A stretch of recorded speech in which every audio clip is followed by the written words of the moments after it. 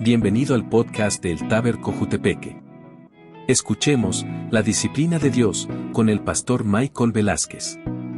La cita bíblica la encontramos en 1 Corintios capítulo 5, versículos del 1 al 5. Hay que entender que cuando Jesús murió y resucitó, prácticamente Jesús no escribió nada. Él no escribió ningún evangelio, ya lo sabemos. Pero una vez que Él muere y resucita, pasa un periodo de tiempo de aproximadamente 15 años a 20 años, donde comienzan las iglesias reunidas, comienzan a tener ese deseo de conocer a Jesús. Pero el problema es que no tenemos nada escrito. Entonces, en las comunidades ya circulaban algunos dichos de Jesús, posiblemente porciones pequeñitas de lo que Él habló, de lo que Él dijo. Y lo primero que pasó en el mover de la iglesia es que comenzaron los judíos a tener sus servicios, sus cultos de adoración. Pero inmediatamente hubo un grupo de los judíos que se le llama los judíos griegos, los judíos helénicos, que ellos aceptaron la fe en el Mesías, aceptaron la fe en Jesús, pero estos griegos no se criaron en Jerusalén, sino que se criaron fuera de Jerusalén. Y su mentalidad era más abierta que los de Jerusalén. Los de Jerusalén no sabían si sentarse a comer con paganos gentiles. ¿Por qué? Porque el gran problema del judaísmo, porque acuérdense que los 12 discípulos eran judíos, Jesús era judío, y los judíos aborrecen a los gentiles, a los que no son judíos. Entonces, el gran problema de la iglesia, lo primero que enfrentaron fue, claro, hubo persecuciones, eso yo lo sé, pero el problema fue, nos sentamos con esta gente que es pagana, que no son judíos. ¿Cómo hacemos para aceptarlos? ¿Les damos judaísmo o les damos la fe en Jesús? Entonces no había nada escrito del Nuevo Testamento.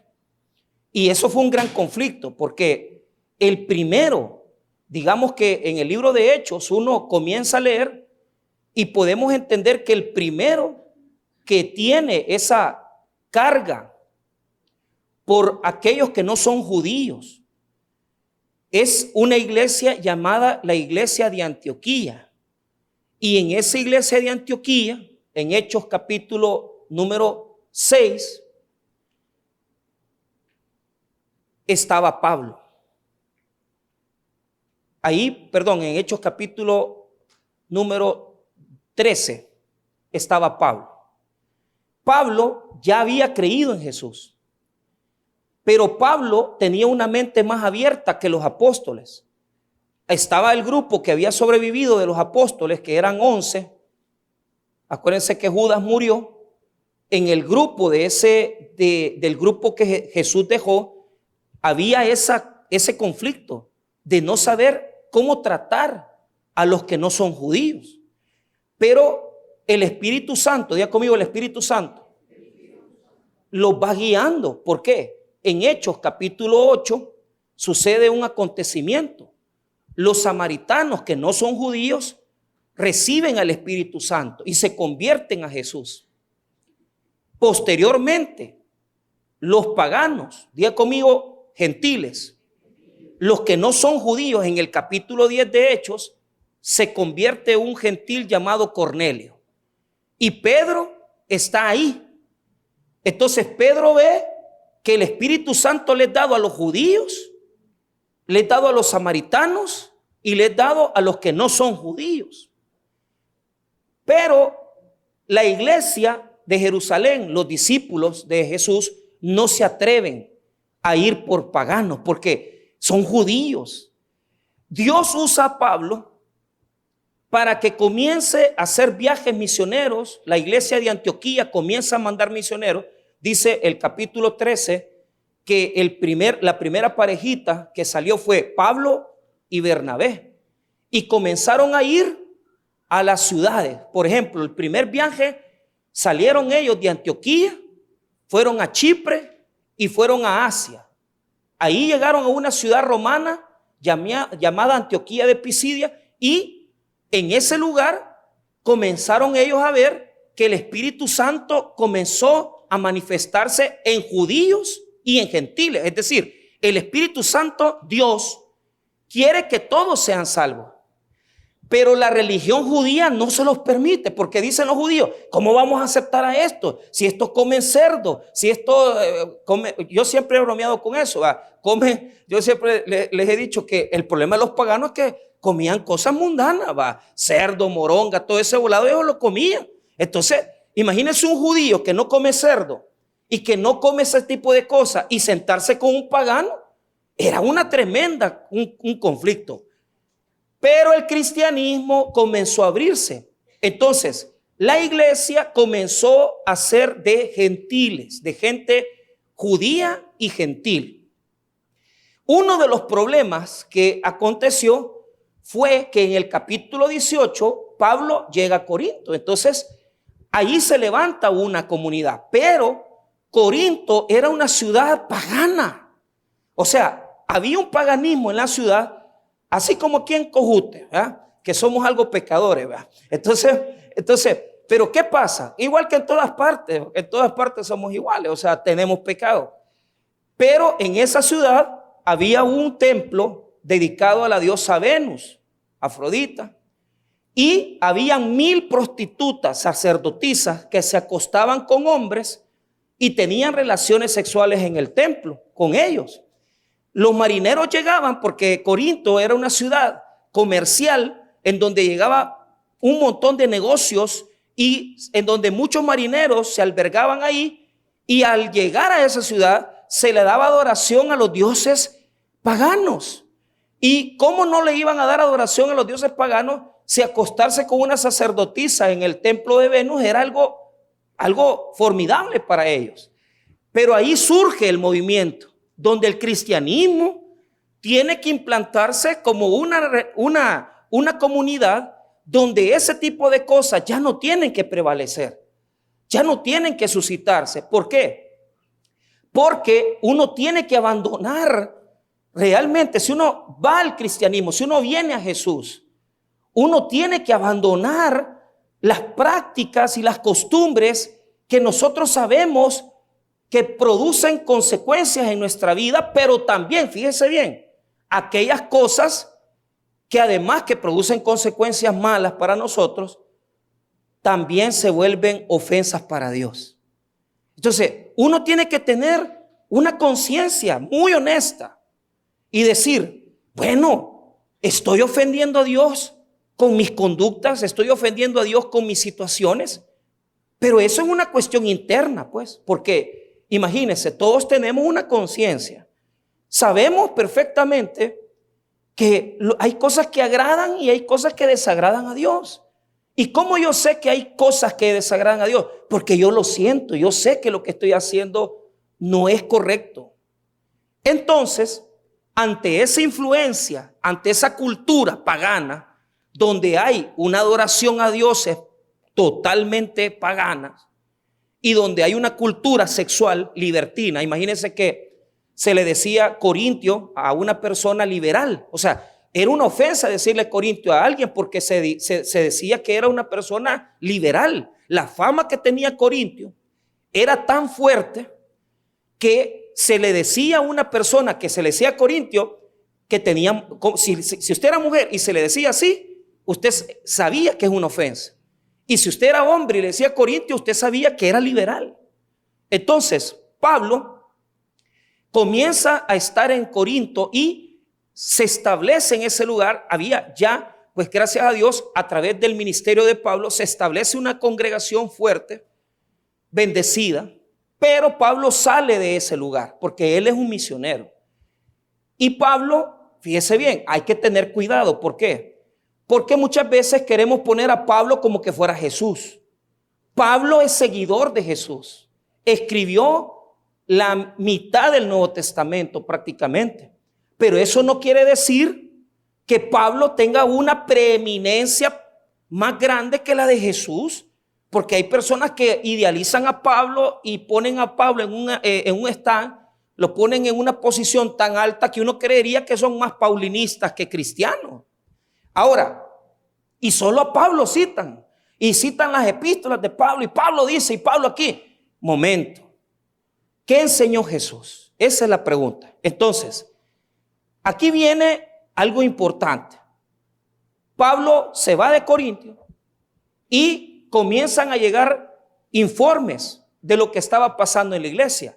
Un problema grave fue que la iglesia estaba dividida. ¿Por qué? Porque esa iglesia seguía a varios líderes. Seguían a Apolos, seguían a Pablo, seguían a Pedro y seguían a uno que en la traducción griega no se sabe si es el mismo Cristo o es otro hombre, no se sabe. Pero había divisiones. Diga conmigo, divisiones. Los primeros 4 capítulos de la epístola a los Corintios, Pablo se las escribe a los Corintios para resolver el problema de las divisiones. Cuando Pablo se da cuenta, porque se dio cuenta de los problemas que tenía la iglesia, Pablo escribe para resolver los problemas. Las epístolas de Pablo son para resolver problemas. Por eso es que Pablo muchas veces no habla. Pablo, usted lo lee, usted lee Corintios, Romanos, usted lee Efesios, usted no va a ver que él nos va a contar. Es que Jesús hizo milagros. Es que Jesús cuando estuvo entre nosotros sanó un leproso. Pablo no cuenta esas enseñanzas. Pablo resuelve los problemas de la iglesia. Diga conmigo, Pablo resuelve problemas de las iglesias. Entonces, Pablo nos sirve a nosotros para buscar un oriente y un occidente y un norte y un sur. Si como iglesia estamos mal, tenemos que buscar las epístolas para saber cómo los primeros cristianos orientaban sus decisiones y cómo los primeros cristianos resolvían sus problemas internos y los problemas externos. Yo no digo que todo está en las epístolas. Lo que digo es que a través de lo que Pablo escribió, uno puede orientarse, porque Pablo es un hombre que conoció a Jesús. Lo conoció porque se le manifestó, no porque caminó con él. Pablo no conoció a Jesús en vida y Pablo tampoco comió con Jesús. Pablo vio a Jesús resucitado y Pablo recibió de parte de Jesús una revelación superior a la de los apóstoles. ¿Por qué? Me preguntará usted. Mi postura y la de muchos estudiosos es que Pablo era un hombre estudiado, hombre. No se puede negar que Pablo era un hombre con un criterio increíble. O sea, conocía judaísmo, conocía filosofía griega. Era un hombre formado a los pies de Gamaliel. O sea, era un maestro rabino. O sea, era un hombre conocedor de la palabra. Por eso Dios lo usó como lo usó. Hablaba los idiomas griego. Podía hablar, hermano, en diferentes situaciones de los textos de la Biblia también. Entonces Dios usa a la persona que se prepara. Por eso lo que Pablo interpretó, no lo interpretó Pedro, no lo interpretó Jacobo, no lo interpretó tampoco Mateo, porque el conocimiento y fundamento que tenía Pablo era una situación superior. Y Jesús decidió revelársele a él. Entonces, en este momento, fíjese bien, a Pablo le llegan estas notificaciones, que la iglesia está dividida. Primero, capítulos 1 al 4, Pablo resuelve el problema de las divisiones. Si andamos buscando líderes o que en esta iglesia está... A mí me gusta el pastor fulano y a mí me gusta el pastor mengano. No hay que olvidarse de que no podemos, hermano, estar atendiendo a seguir hombres. Y Pablo les enseña cómo resolver ese problema, pero no es el que nos atañe en esta mañana. Del capítulo 5 al capítulo 6, Pablo va a tratar 2 problemas. Un problema sexual que se ha dado dentro de la iglesia y un problema de cómo vamos a ver nuestros problemas jurídicos, porque eso lo va a contemplar en el capítulo 6, verso 1 al 11. Y del verso 12 en adelante, Pablo va a seguir hablando del tema sexual.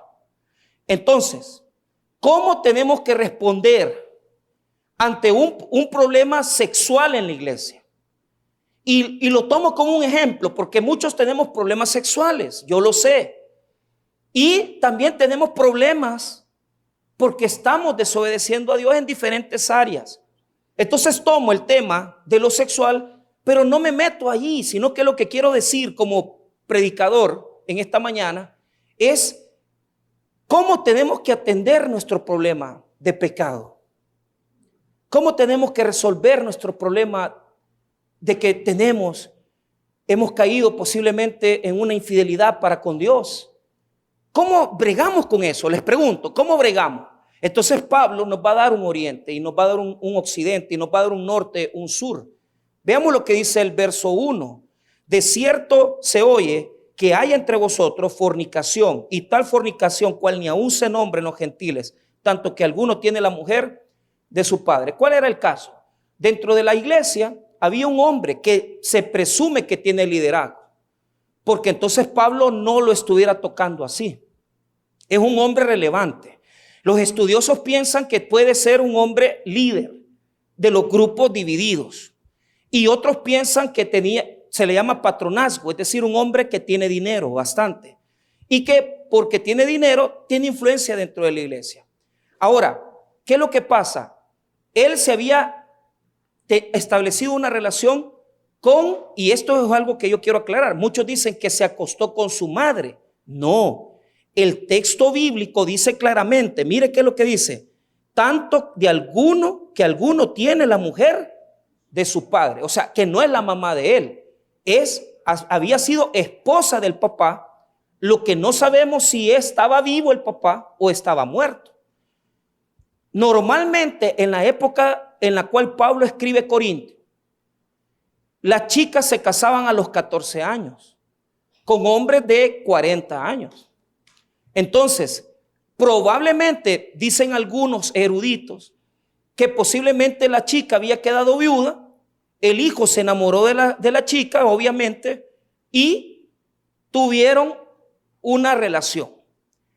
Pero el problema es que en el texto griego, cuando se lee, y lo leo, de cierto se oye que hay entre vosotros fornicación, y tal fornicación cual aún se nombra entre los gentiles. Tanto, esa palabra, tanto que alguno tiene, esa palabra, tanto que alguno tiene, quiere decir en griego que estaban ya viviendo desde hace rato. O sea, que no fue un desliz, que no fue una cosa que les vino, sino que ya tenían ratos de estar así. Ahora, ¿qué es lo que sucede? Mire lo que explica Pablo en este texto.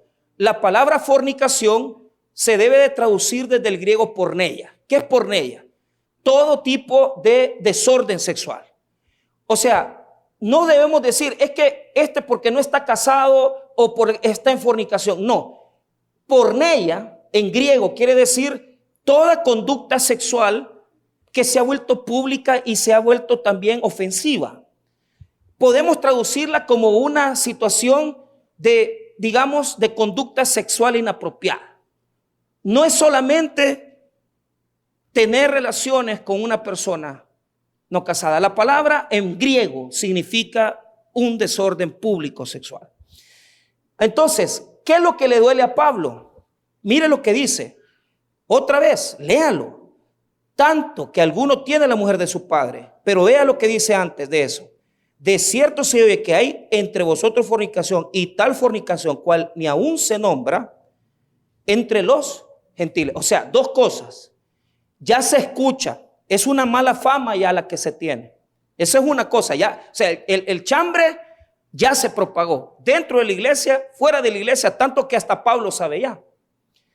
Y hay otro detalle. Hay otro detalle. Y el detalle es que el problema que está sucediendo, que el hombre se acueste con su madrastra, ni tan siquiera entre los gentiles, quiere decir, entre los de afuera, ni ellos lo andan haciendo. Un cristiano lo anda haciendo. Pablo no lo dice, pero lo está sugiriendo. Es decir, este que está en la iglesia, este que está en la congregación, anda haciendo cosas peores que los que están afuera. Ahora, vea lo que Pablo va a hacer. En los versos, desde el verso número 2 hasta el verso número 5, Pablo va a establecer el proceso y la sentencia del culpable. Entonces, lo voy a leer rápidamente para que lo veamos. Veamos el 2. Y vosotros estáis envanecidos. ¿No debierais más bien haberos lamentado para que fuese quitado de en medio de vosotros el que cometió tal acción. Entonces note lo siguiente. Pablo se siente mal porque lo que tuvieron que haber hecho ellos es incomodarse por la actitud de él. Pero la iglesia se ha puesto en una situación de tolerancia. Entonces la iglesia se ha quedado callada, probablemente porque es líder o porque es un hombre de dinero, no se sabe. Pero lo que sucede es que se han envanecido. ¿Y qué quiere decir eso? Diga conmigo, orgullo. O sea, dentro de la comunidad decían, es que como este ya tiene salvación, como este es salvo, entonces si peca no hay problema, porque ya tiene la salvación de Jesucristo. Entonces la gente ha tomado como algo ligero lo que está pasando.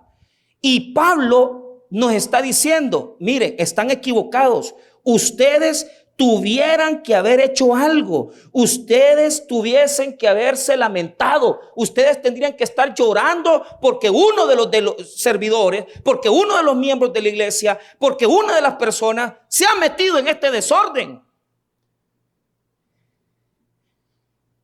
Porque es lamentable cuando una persona tropieza. Porque es lamentable cuando una persona toma una mala decisión. Pero es más lamentable creer que porque nosotros nos hacemos del ojo pacho, eso no está pasando. Sí está pasando. Y la iglesia tiene que hacer algo, pero también Dios. Entonces Pablo dictamina en los versos 3 y 4, establece una sentencia. 3 y 4 son las sentencias paulinas. Mira lo que dice. Ciertamente yo, como ausente en cuerpo, pero presente en espíritu, ya como presente juzgado al que tal cosa ha hecho. O sea, Pablo no está en Corinto, pero él desde lejos ya estableció un dolor, porque a él sí le duele lo que está pasando. Y por lo tanto, Pablo está dispuesto ya a tener una decisión con él. Verso 4. En el nombre de nuestro Señor Jesucristo. Primero, lo que presento en este texto es que Pablo no lo está haciendo solo por él. Está adjudicando autoridad de Jesús, como que Jesús mismo lo está haciendo. Por la autoridad que Jesucristo ha puesto sobre la persona de Pablo, en el nombre de nuestro Señor Jesucristo, reunidos vosotros y mi espíritu con el poder de nuestro Señor Jesucristo. ¿Por qué cita 2 veces eso? Muchos piensan que es porque el hombre decía que en el nombre del Señor estaba haciendo eso, fíjese. Es probable que lo estaba haciendo en el nombre del Señor, de alguna forma. Entonces Pablo cita 2 veces la autoridad. Es como que Jesús mismo lo estuviera procesando, es como que Jesús mismo estuviera ahí. Pero lo que Pablo dictamina en el verso número 5 es esto: el tal sea entregado a Satanás para destrucción de la carne, a fin de que el espíritu sea salvo en el día del Señor Jesús. Entonces Pablo dice, entréguenlo a Satanás. Esta declaración se ha interpretado de muchas maneras. La más conocida es la más práctica. Si se entrega a Satanás a una persona, se le expulsa de la iglesia. Se le tiene que expulsar. ¿Por qué? Porque ha pecado. No. Se le tiene que expulsar porque contamina a la comunidad. Porque su conducta daña a los demás. Fíjese que esto es algo que nosotros no nos damos cuenta. Y yo quiero que usted se ponga sincero en esto. O sea, si yo soy cristiano y yo tengo pecado en mi vida, entonces me tengo que ir de la iglesia, pensará usted. No es eso lo que está diciendo Pablo. Sino que ponga atención. ¿Cuánta gente en esta semana ha pecado? Imagínense, pusiéramos ahí a un agente aduanal, ¿verdad? Y que comenzara a ver quiénes son los que han pecado y quiénes los que no han pecado. El primero que no entra al templo soy yo. Y vos saliste porque vos has hecho esto, porque vos has hecho aquí, porque vos has hecho allá. Todos hemos pecado. ¿Cuál es el problema? El problema es que el escándalo que ha hecho este señor está dañando ya la iglesia. Está dañando lo que la gente sabe de la iglesia afuera, porque los de afuera dicen, mira lo que ha hecho esta congregación. Entonces esa religión permite que uno se acueste con su mamá, con su madrastra. En esa religión se permite la libertad sexual, porque hay un enfoque externo que se genera porque cuando nosotros como cristianos no andamos bien, entonces afectamos a los de afuera. Ese daño es un daño fuerte porque uno nunca lo mide. Uno siempre ve como que, no, es que no importa el pecado, es que el problema es que hay un montón de gente herida afuera por gente como nosotros, que no tenemos la capacidad de ver hasta dónde va a llegar nuestro desorden. Entonces dañamos a los de afuera, pero también dañamos a los de adentro. ¿Cómo? Yo tengo que medir las consecuencias de mis actos. Usted tiene que medir las consecuencias de sus decisiones. Mi advertencia en esta mañana no es decirle no peque. Lo que yo quisiera es que no pecáramos, pues luchemos con eso. Pero el problema es que nos metemos en unos relajos que dañamos a los de afuera y dañamos a los de adentro. Pero ¿qué sucede? El daño que se ocasiona internamente es bien fuerte. ¿Y sabe qué es lo que más duele? Lo que más duele es el daño que usted se hace solo. Ese es el peor daño. Porque el problema es que este señor no se dio cuenta de todo lo que va a tener que vivir. Y yo quiero decirles esto de todo corazón. ¿Dónde tenemos que vivir nuestras fallas morales? ¿Y dónde tenemos que vivir nuestros problemas morales? ¿Y dónde tenemos que ir a resolver nuestros pecados? ¿Tenemos que salirnos de la iglesia si pecamos? No, usted tiene que venir, seguir viniendo. Venga, pero tenga en cuenta esto. Cuando usted abraza el pecado, usted abre una puerta para que Satanás lo esté reprimiendo, azotando. Yo prefiero que haya una persona aquí que sepa que está en este momento desobedeciendo a Dios, pero está luchando para salir de la desobediencia. A una persona que me diga, pastor, yo ya me voy porque yo la verdad he pecado, entonces me voy a ir. Mire, ¿usted sabe cuántas familias se han ido de la iglesia porque se tomó una decisión de desobediencia a Dios? Y el escándalo se fue alargando y dice, lo primero que hacen, se van de la iglesia. O sea que Jesús no sirve de nada para resolver tus problemas. Te voy a decir una cosa, si por tus malas acciones, por tu mala reflexión y por tu mal pensamiento te metiste en un pecado, el mejor lugar donde puedes estar es en la casa de Dios. Porque entonces, ¿cómo te vas a restaurar? ¿Cómo vas a arreglar tu corazón ante Dios? Cuando uno desobedece a Dios no es para apartarse de la iglesia, es para apartarse del pecado y acercarse a Jesucristo. Esta es la casa de pecadores que estamos buscando respuestas para nuestra vida. Este es el lugar donde hay una fuente de vida eterna que salva, que sana, que limpia y que quita nuestras impurezas. Pero mientras usted siga pensando de forma religiosa que porque peca ya no viene a la iglesia, se va y cree que todo se resolvió. No se resolvió. Muchos se van a otras iglesias y ¿qué hacen? El mismo desorden de vida que traían aquí lo ponen allá. Porque usted puede andar rebotando de congregación en congregación y puede andar visitando un tabernáculo y otro tabernáculo, una asamblea de Dios y una iglesia profética. Pero el problema es que la iglesia no transforma, lo que transforma es Jesucristo. Entiende una cosa, te puedes ir de la iglesia, pero tenés que arreglar tus cuentas con Jesús, porque solo Jesús te puede perdonar, restaurar y rehabilitar nuevamente. Dejen de irse.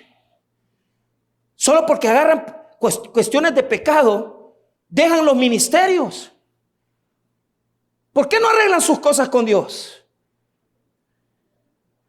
¿Por qué no se sinceran? Y dicen, no hombre, si le estoy regando, hombre. Estoy desobedeciendo. A mí me sorprendió. Porque hace años, cuando conocí esto yo, vino un adulterio a la cuestión de la iglesia. Y estaba involucrada familias. Entonces la señora llegó con una cuñada, con la cuñada de ella llegó. Y llegó ella a hablar conmigo y con mi esposa. Y comenzó a llorar. Es que mire, me acosté con fulano. Ella lo dijo claramente. El fulano era un hermano ahí mal parado de la iglesia, pero la esposa de él era líder. Entonces mire, me dijo, y yo así en mi mente, esta señora se tiene que ir ella. Porque se ha metido y comenzó a darme sus argumentos. Es que mi esposo no me atiende. Me decía, él me descuidó.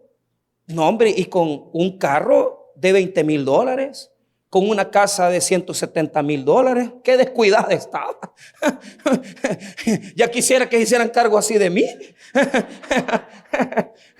Entonces, pero no tenía justificación. Es que él me dijo, fíjese que el mentiroso le dijo que le iba a llevar a Estados Unidos y el muchacho, pero nunca, pero jamás, ni ha salido de Paleca, pues. Ajá. Entonces, le mintió, le engañó, se acostó con ella, los dos eran casados. Y yo le digo de todo corazón, yo dije, se tienen que ir, se tienen que ir.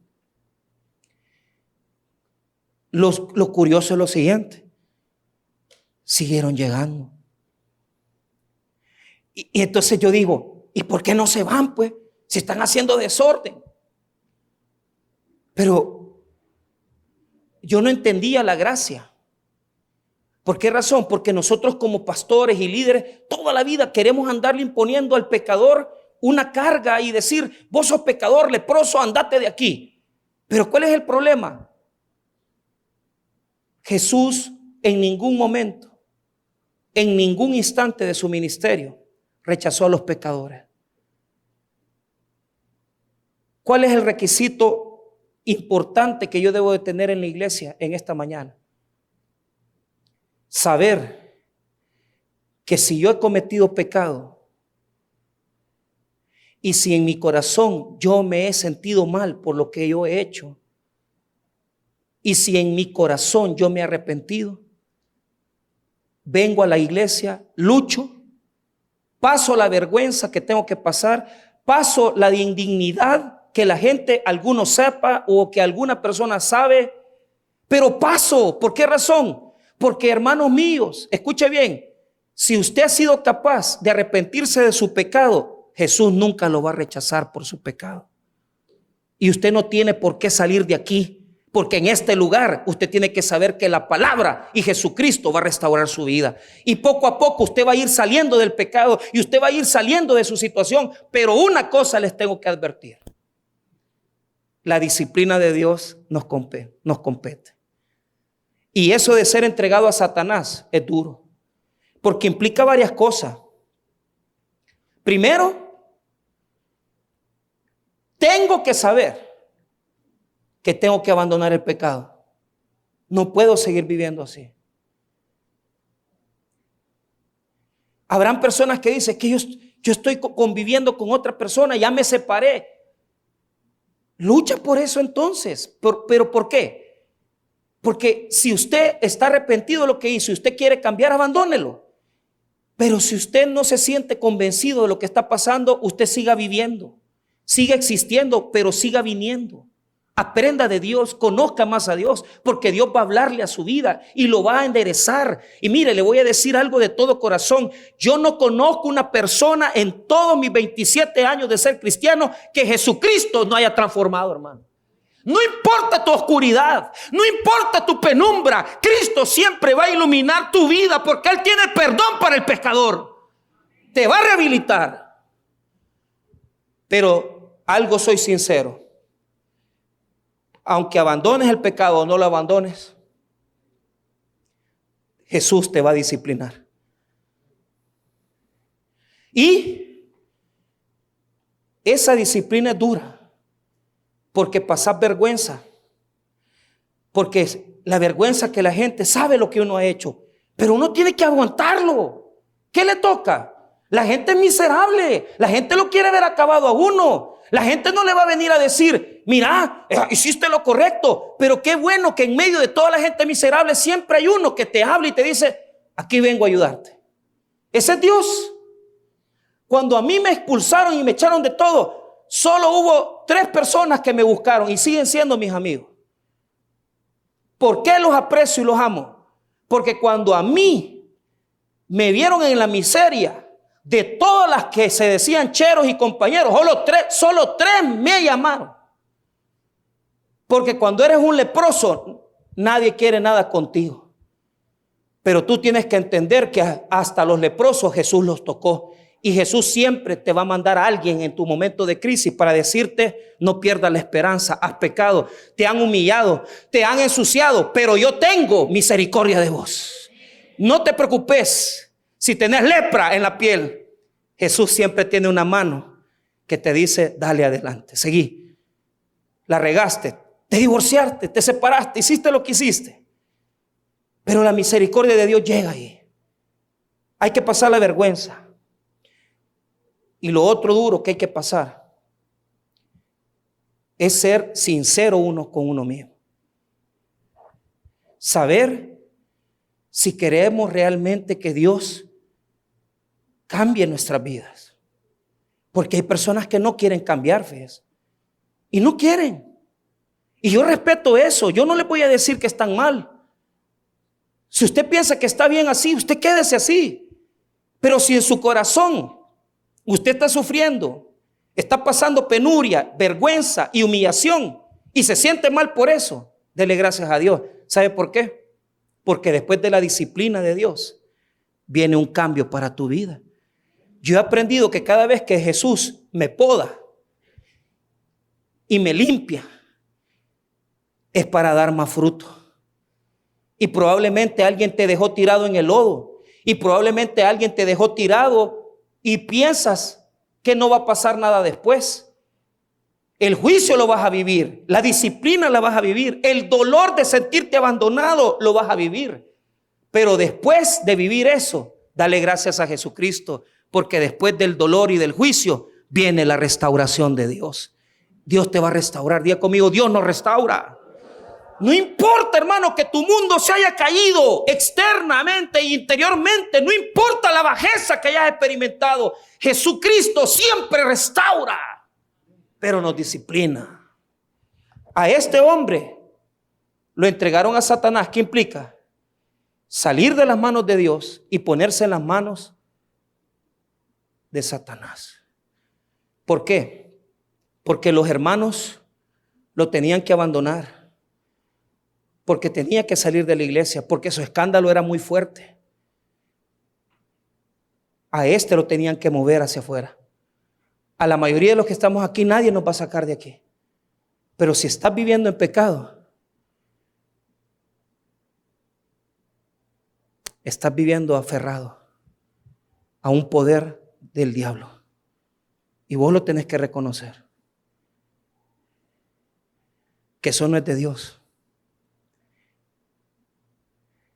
Estar entregado a Satanás implica una separación de la gente que te ama, que te quiere, pero que te ve ahora con vergüenza.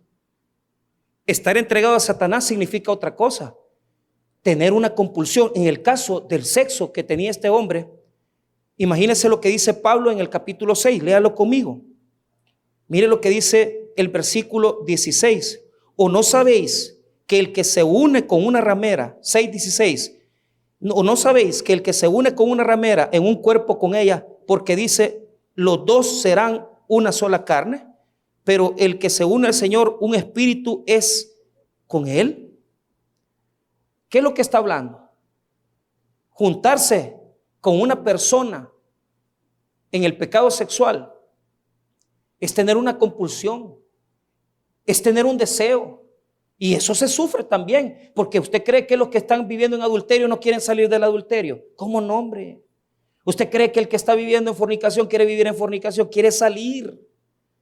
Pero uno tiene que vivir con eso.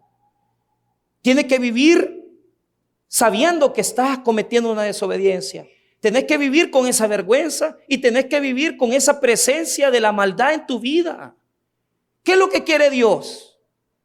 Lo que quiere Dios es que reconozcas, que busques ayuda y que busques la restauración de Dios.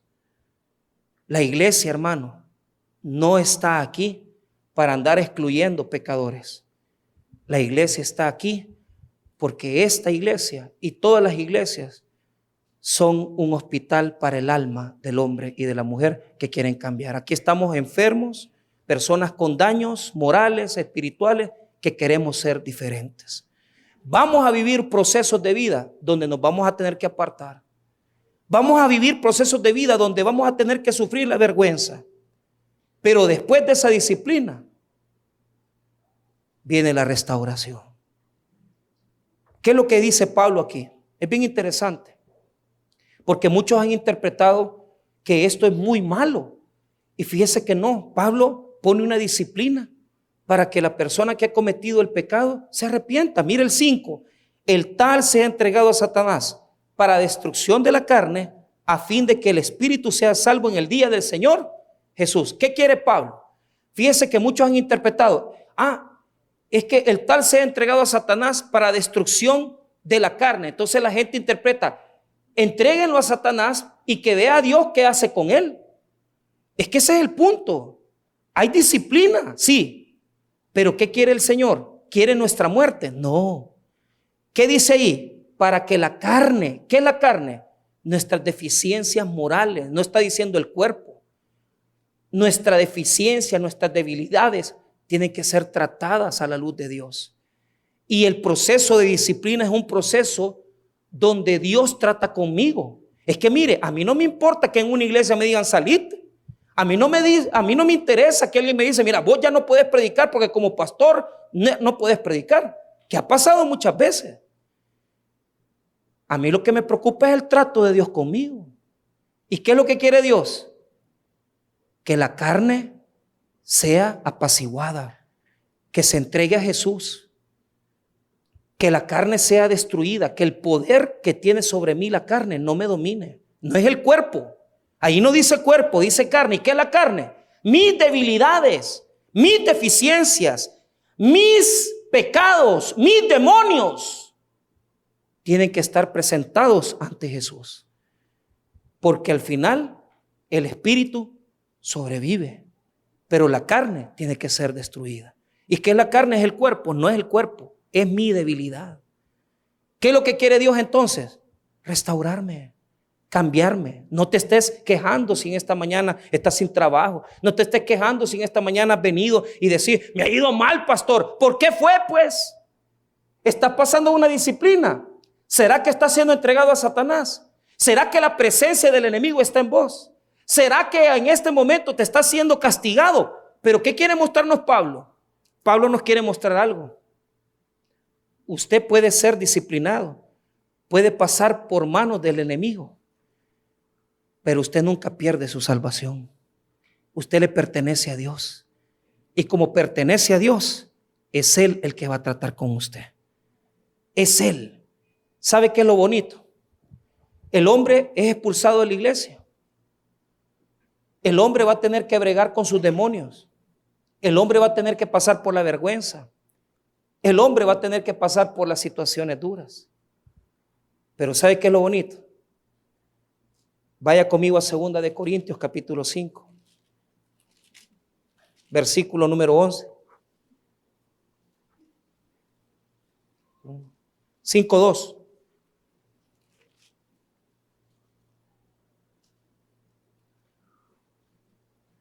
Segunda de Corintios. Esto nos hace pensar, versículo 5, 2 de Corintios 5:5. Mas el que nos hizo, fíjese bien, para esto mismo es Dios, quien nos ha dado las arras del Espíritu. Así que vivimos confiados siempre y sabiendo que entre tanto estamos en el cuerpo, estamos ausentes al Señor. Porque por fe andamos, no por vista. Pero confiamos y más quisiéramos estar ausentes en el cuerpo, presentes al Señor. Por tanto, procuramos también ausentes o presentes, ser agradables, porque es necesario que todos nosotros comparezcamos ante el tribunal de Cristo, para que cada uno reciba según lo que haya hecho mientras estaba en el cuerpo, sea bueno o malo. Todo cristiano no pierde la salvación. Va a ser recibido por Dios nuevamente. No te va a desechar, pero vas a ser disciplinado. Porque los cristianos no vamos a pasar por un juicio donde vamos a perder nuestra salvación, pero sí vamos a sufrir las consecuencias de nuestro pecado. Vamos a padecer las consecuencias de nuestros malos actos. Vamos a padecer el dolor de no obedecer a Dios. No perdemos la salvación, pero vamos a ser disciplinados en las manos de Dios. Dios nos va a enseñar a respetarlo. Dios nos va a enseñar a no pasarlo por alto. Y Dios nos va a enseñar a que no tenemos que irrespetarlo a Él. La salvación no la perdemos, pero la disciplina de Dios es que vas a tener que experimentar dolor, vergüenza, sufrimiento, para que aprendas que has ofendido su presencia. No nos libramos de las consecuencias del pecado. Este hombre se arrepintió de su pecado. Y Pablo se regocija porque este hombre dejó el pecado que estaba cometiendo. Y la pregunta que yo hago en esta noche, en esta mañana, ¿tendremos el valor nosotros de reconocer nuestras faltas?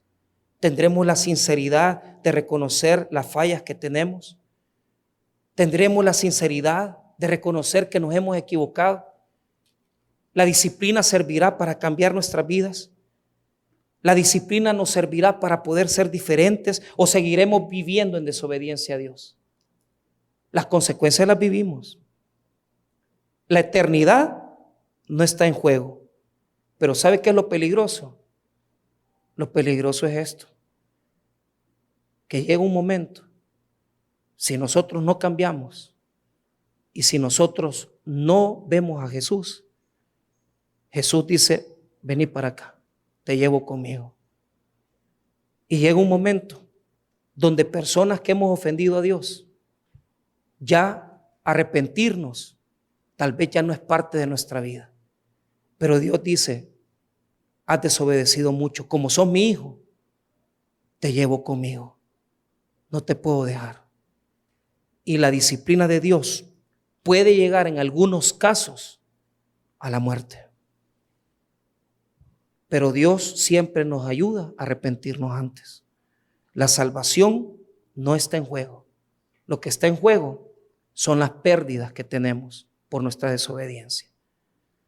Este hombre fue disciplinado, expulsado de la iglesia, pero se arrepintió de su pecado. Volvió nuevamente a la comunión. La pregunta es: ¿será que Dios y será que nosotros podamos revisar nuestro corazón y decir en esta mañana: tengo que luchar con esto, tengo que quitármelo, tengo que entregárselo a Jesús? Ya no quiero vivir así. Ya no quiero vivir sufriendo, provocándole dolor a mis hijos, provocándole dolor a mi esposa, provocándole dolor a mi familia. ¿Por qué no nos arrepentimos y le decimos a Jesús: perdónanos, ya no quiero ser igual, queremos ser diferentes? Hay que buscar el perdón de Dios, hay que buscar la misericordia y hay que buscar la restauración. Busquemos el perdón, busquemos la misericordia y busquemos que Dios nos restaure y nos dé una nueva oportunidad. En esta mañana es una buena oportunidad para ponernos a cuentas con Dios. Vamos a orar. Padre,